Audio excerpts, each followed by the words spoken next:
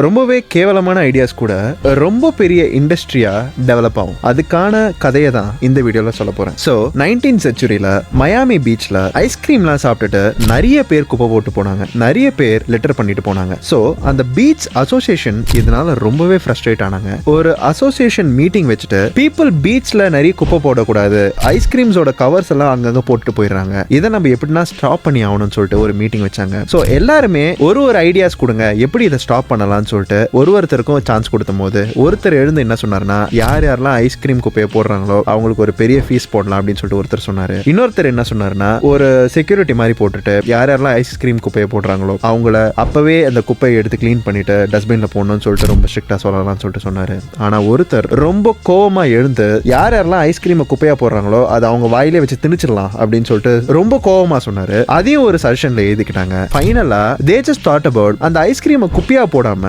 அதையே சாப்பிட்ற மாதிரி இருந்தாக்கா அது எப்படி இருக்கும்னு சொல்லிட்டு யோசிச்சு பார்த்தாங்க. இப்ப வந்த ஐடியா தான் தி ஐடியா ஆஃப் வேஃபிள்ஸ். ஐஸ்கிரீமோட ஸ்கூப்பை ஒரு வேஃபிள் வச்சு கொடுக்க ஆரம்பிச்சாங்க. So that waffle was edible along with that ice cream. So இதனால அந்த ப்ராப்ளம் கம்ப்ளீட்டா சால்வ் ஆயிடுச்சு. இப்போ நீங்க சாப்பிடுற கோன் ஐஸ்கிரீம் எல்லாமே அந்த வேஃபிள் வச்சு கொடுக்கப்படுற ஐஸ்கிரீம் தான். இதை நான் ஏன் சொல்றேன்னா, ரொம்பவே அன்கன்வென்ஷனலான ஐடியா கூட sometimes it clicks and becomes a very big industry. இது மாதிரி ப்ராடக்ட்ஸ்க்கான எக்ஸாம்பிள் எக்கச்சக்கமா சொல்லலாம் ஹிஸ்டரியில. ஏன்னா யாருன்னா உங்களோட ஐடியா ரொம்ப மட்டமா இருக்கு, ரொம்ப சீப்பா இருக்கு, இதெல்லாம் ஒர்க் அவுட் ஆகுது அப்படின்றாங்கன்னா அதெல்லாம் நீங்க அதுலயே வாங்கிக்காதீங்க. ஒர்க்கிங் ப்ரோட்டோடைப் கிரியேட் பண்ணுங்க. அந்த ப்ரோட்டோடைப்பை எப்படி பெட்டர் ஆக்கலாம்னு சொல்லிட்டு பாருங்க. நிறைய ஃபீட்பேக்ஸ் எடுங்க ப்ராப்பரான பீப்புள் கிட்ட இருந்து. அந்த ஃபீட்பேக்ஸ் எடுத்து அந்த ப்ராடக்ட் இன்னும் கொஞ்சம் பெட்டர் ஆக்குங்க. சில இன்வெஸ்டர்ஸை பிடிங்க, அந்த ப்ராடக்ட் இன்னும் நிறைய பேர்கிட்ட செல் பண்ணுங்க. That is how entrepreneurship functions.